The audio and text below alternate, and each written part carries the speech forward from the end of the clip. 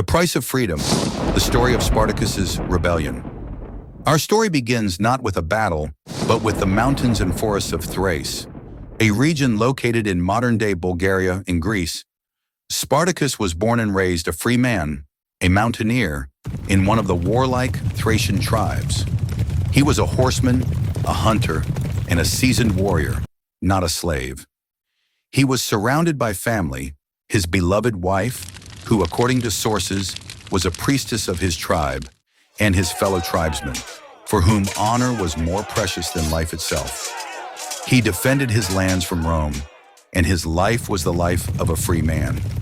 However, the fate of entire nations in those days was decided by the steel sword of the empire. Ultimately, Spartacus was captured by the Romans, despite fierce resistance. His wife was seized and sold into slavery through the largest slave markets in an instant. He lost everything: his homeland, his family, his freedom. He was caught in the millstones of the empire, his past life erased, leaving only his name and body for sale. In Rome, the life of a slave was worth less than the price of a sheep. If you were strong, you were destined for the gladiator schools, where every day was a struggle for survival. It was a factory of death, where hundreds of men, Gauls, Thracians, Germans, trained daily to become a spectacle for the Roman mob. Their fate was determined: to die in the arena to entertain the crowd. But in this school, in this filth and blood, Spartacus found something more precious than life.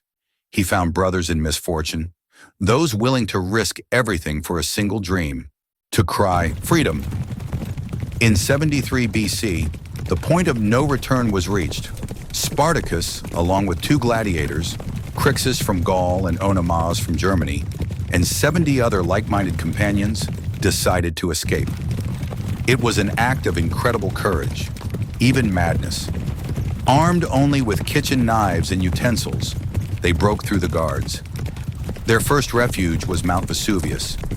This place, a symbol of peace and beauty for Rome, became a fortress of hope for the slaves. News of their escape spread like wildfire. Other slaves began flocking to them. Their army grew daily. Rome initially dismissed them as a band of bandits.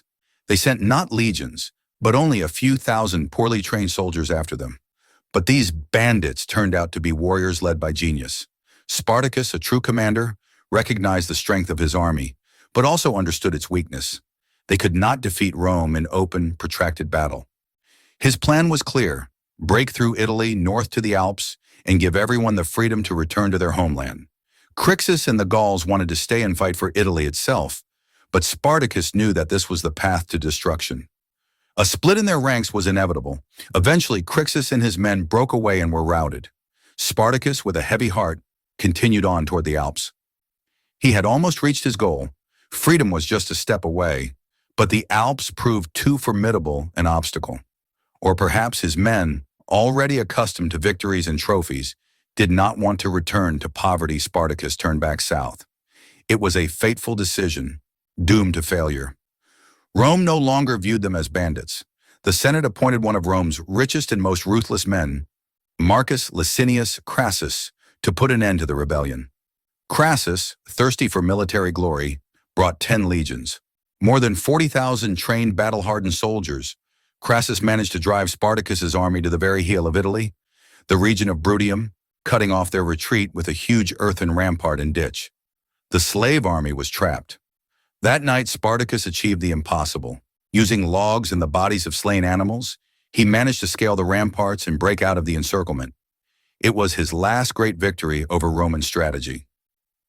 But time ran out. In 71 BC, the final battle began. Spartacus understood that defeat was inevitable, but his goal was not survival, but a death worthy of a free warrior. He personally threw himself into the battle, trying to reach Crassus himself. He killed 2 centurions but was surrounded and fell under the blows of the Roman legionaries. His body was never found, but perhaps that was for the best. The body of a free warrior should not have become a trophy. The fate of his followers was terrible, but it served as a terrible lesson for Rome. 6,000 surviving slaves were crucified along the Appian Way, from Capua to Rome. Their bodies hung there for weeks, reminding every slave, every traveler, that the price of rebellion was a painful death. But the seeds had been sown.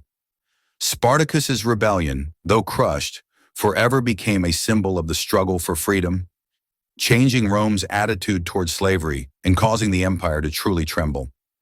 Spartacus's story is a story captured in his unspoken motto, heard by millions. Freedom is won, not given. Freedom or death.